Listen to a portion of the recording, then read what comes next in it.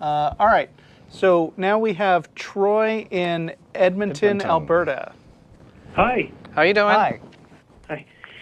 Hi. So we had our discussion today by email, and I posted it on biblicality.com. Yes, and just a little, give our viewers a quick a prequel here. Troy and I have been discussing today.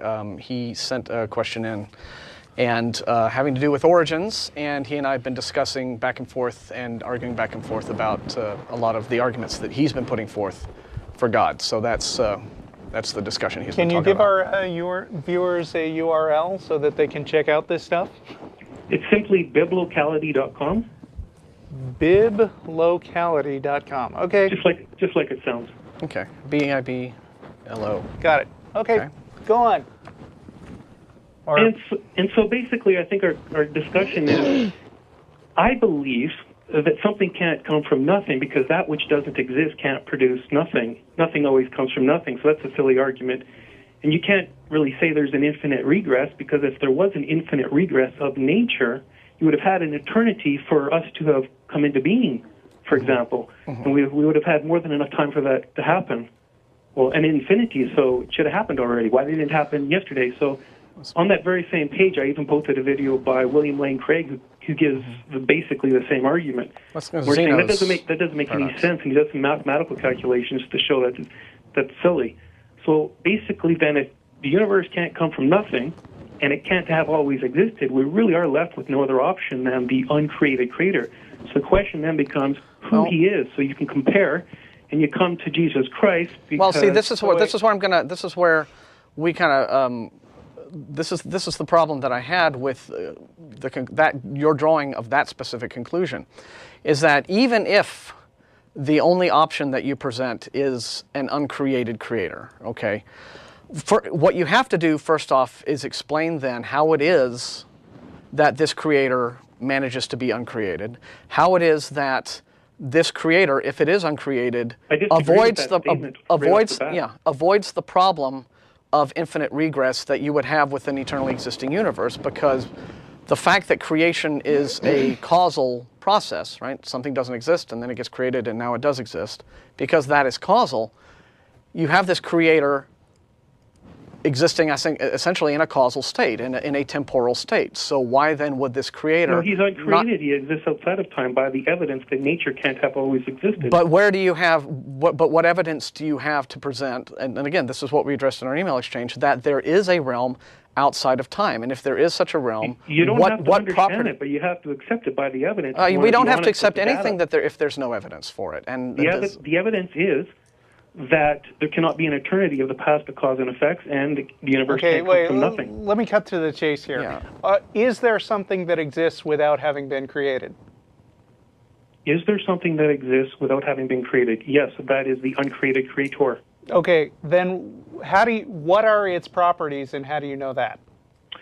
Well, we know who he is specifically. We know he entered into his creation through the person of Jesus Christ. No. How do we know that? What does that have to do with it? Wait, what does this? Okay. Wait, no. What does this have to do with the uncreated creator thing? You're starting with this abstract philosophical concept, and then you're just jumping to. But I believe the stuff. But I believe the stuff that's in the Bible. If you're just going to argue from the Bible, then why didn't you start there? What is all this abstract, pseudo-philosophical stuff? Well, here's the problem, and I hope that I had made this very clear in our email exchange. You are asserting the existence of an uncreated creator. No. You are asserting the existence of an uncreated creator. You're asserting the existence of a realm. There's no other option available. Since nature can't have always existed and can't come from nothing, you're left with no other choice than an uncreated. How do you know that is the only other option, though? How painful that is to our heads to accept. How do you know that that's the only other option? That's right. How do you know that that is a false dilemma? I'm asking you. How do you know that you are not committing the fallacy of the false dilemma? You have to present the false dilemma if there is one. I haven't heard any from you. The false dilemma that you're making is because in the natural universe thing you can't have infinite regress and you can't have something coming from nothing. Therefore, the only other possible option is not just an uncreated creator, not just any uncreated creator, but the uncreated creator that specifically happens to be the biblical God. And how do you know that? The biblical God is because you personally can't find a natural explanation for the origin of the disciples' belief. But what stops me? So if we can't come up with a specific explanation, then we must assume that your magical story about a book thousands of years ago, which describes a detailed story about a God coming to Earth, must be true because we can't think of something else. That's right. Okay. All right. And you don't understand why that's the argument from ignorance fallacy. And it shouldn't be that complicated because it's just a simple It's not that complicated. It's nonsense. You don't understand why that is the argument from ignorance fallacy. That's why you prove Jesus is God, and that's why you're actually leading people to Christ on your program, because they can see you can't come up with a naturalistic explanation. Awesome. When we point out that you're making a logical fallacy, that I hardly imagine that that's leading people to God, unless, like you, they don't understand what logical fallacies are. I pointed out a stream of logical fallacies that you've made. What you're doing is you're asserting a logical fallacy, but you haven't actually I'm not asserting a logical... The logical fallacy that you're making is a classic argument from ignorance, because you guys don't have a natural answer. My magical answer has to be right. Is a classical argument from ignorance, isn't it? Excuse me? No, it's not. You're asserting the existence of a magical God, and you're doing it on the basis that science can't come up with a natural answer. Here, that is a classic argument from ignorance. You said that we can't come up with an alternate explanation, and therefore the God of the Bible must be true. I've actually got an alternate explanation. It's the great green Arkle seizure who sneezed the universe out of his nose, and is nothing like the God of the universe. That God is inaccessible, so nobody knows about him. Now we're going to a completely different argument. Okay, well, he's not inaccessible?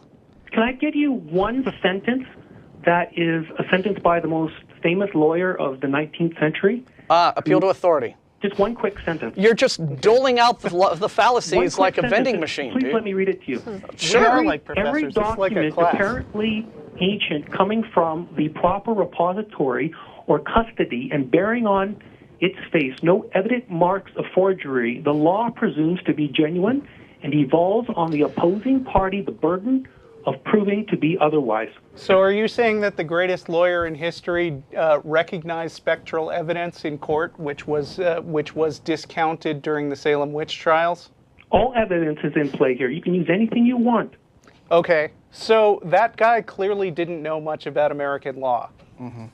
They say he produced the most jurisprudence of any lawyer, that may be true, but he still believed in stuff that people at the Salem witch trials were recognizing is invalid legal standards. I don't know anything about the Salem witch trials. I really don't care about them. You don't know anything about very much, man. I mean, Troy, we've pointed out every single fallacy that you've brought out, and I haven't heard one yet.